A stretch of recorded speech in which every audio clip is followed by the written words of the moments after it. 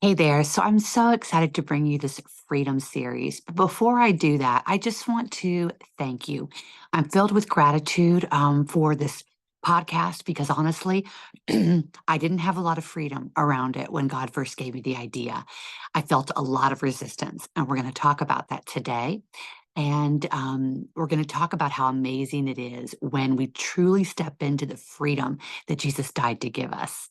So, we're this whole next few weeks is going to be a series on freedom. And if you really step back for a moment and think about it, we were created, we were wired by our creator to long for freedom in all of its forms. And so we're going to be unpacking that in the life of the entrepreneur.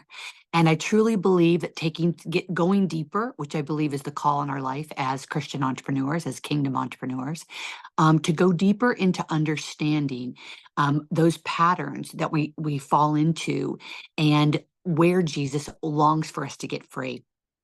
And so this morning, the first thing we're going to talk about is why. Why does Jesus want us free? You know, we can read in Luke, we can read in Galatians that Jesus died to give us this freedom, and so that we could live this beautiful, abundant life. But to take it a little bit further, if we remember God's character and we remember who He is, and remember what He says, He wants us to have freedom, not just for us, not just for us to experience the emotional freedom, the physical freedom, the joy and abundance that freedom, the peace and joy and rest that freedom brings when we are deep in our relationship with Him. But it's so that the fruit of our lives would allow others to see that He is real, that His power is real, that His promises are real, and that we look different when we walk in the true identity as a daughter of the King. And so, you know, as a kid, I used to, and I'm sure this is familiar. If any of you are mothers, grandmothers, why? There was that really great scene in Finding Nemo with the pigeons. Why? Me. And so just this repetitive kind of longing to understand, right? Why? And I believe that that is part God given. And so as I've matured and grown up a little bit, my new parrot to the Lord is how, Lord. So I'll see someone talk about the kingdom life, or I'll see someone talk about working from rest, or I'll learn something new, and I'll say how, how? How do I do that? How do I do that? And so, really, part of my passion as a coach is helping women to awaken to in their life with the Lord as an entrepreneur. How do we walk this out? And so, this whole month is just focusing on this concept of freedom and what does it really mean in our life and business.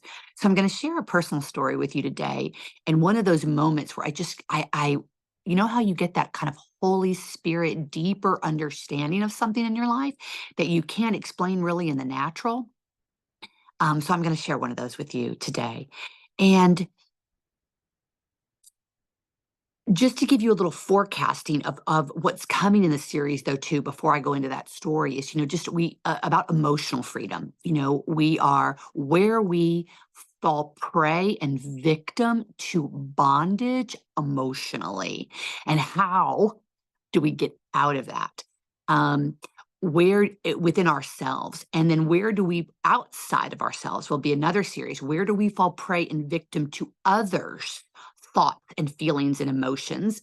And if you've done any work in the realm of codependency, you know what I'm talking about. But we're going to talk about how do those concepts of live and let live, how does that affect us on a daily basis in our business?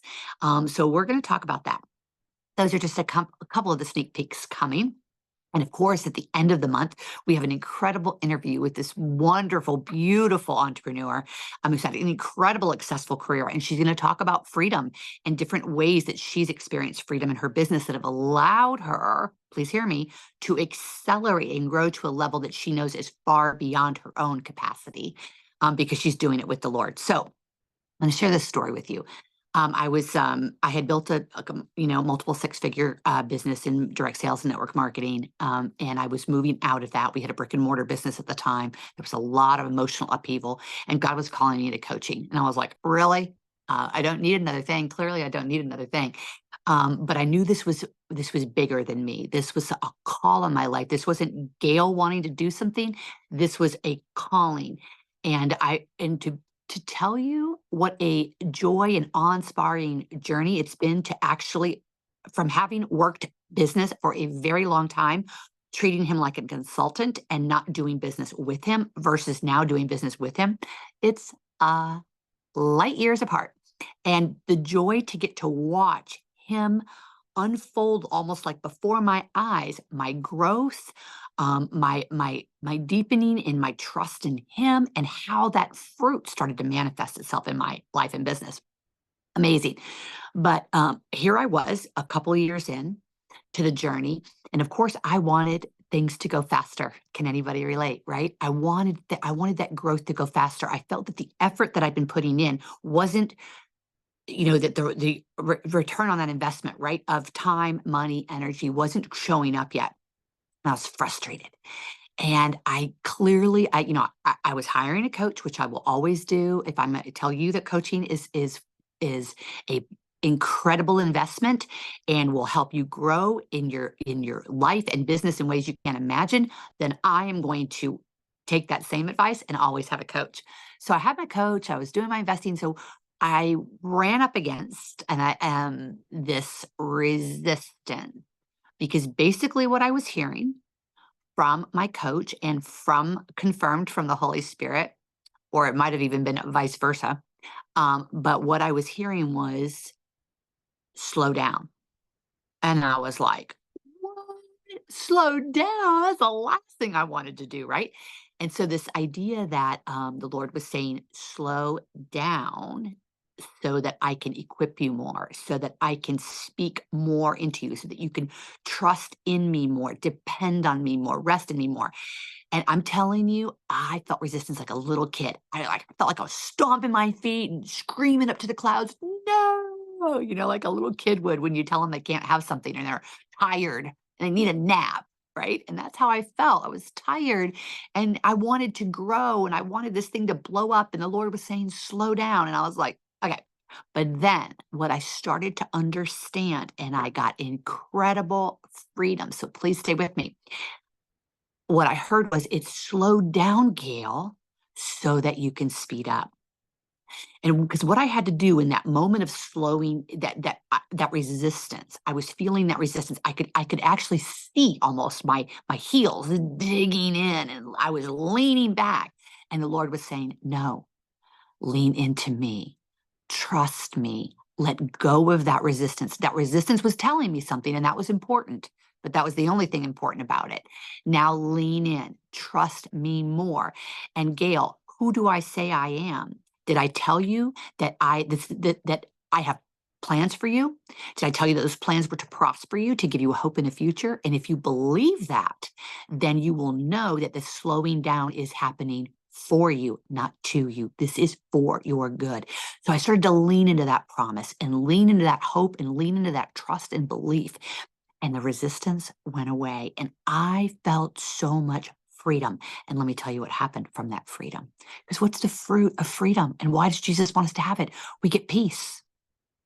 We get joy.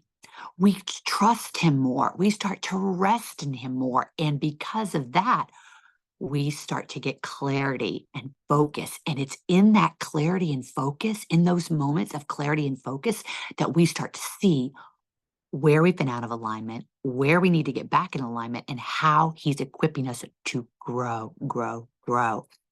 And it just like this, it's like there's this red light that comes and we resist it. And then God turns on that green light and says, go, but go with me, go with me. So as we're wrapping up today, I just want to tell you that when you're feeling that resistance, that's a big red flag if you stay there, because resistance leads to irritability, feeling disgruntled, feeling frustrated, feeling angry. And in that place, you will not, please hear me, you will not be productive. You will not be able to get the guidance from the Lord because your heart posture, you are not in a position of trust and faith and belief. You're in a position of doubt and control and anger. And this isn't enough. And this isn't happening the way I want it to. And so instead, what we do is we say, okay, Lord, no, I'm going to put this in your hands. I'm going back to your word. I'm going back to putting this at your feet. And I'm going to sit and trust and joy and peace and watch what you do and how you guide me and how in this slowing, I'm going to learn to accelerate. So that was a moment of intense freedom and joy as I let go of that resistance. And today, when I feel the resistance coming, because it comes, I now know not to fear it, not to dig those heels in, or when they start to flex, when my feet start to flex and those heels start to press down, I say, no, no, no. There's nothing going to serve me in this resistance. I need to let go. And it was in that, as the whole body literally would start to rest, right? Because in resistance, everything tenses, everything flexes. You can get migraines and stress. It leads into the physical, not just the emotional. And so when you let go of that resistance and you step into that trust, that peace and joy comes. So I pray this was a blessing to you. It's been an incredible part of my journey. And I'm looking forward to this whole month on this concept of freedom as an entrepreneur and working our businesses with the Lord.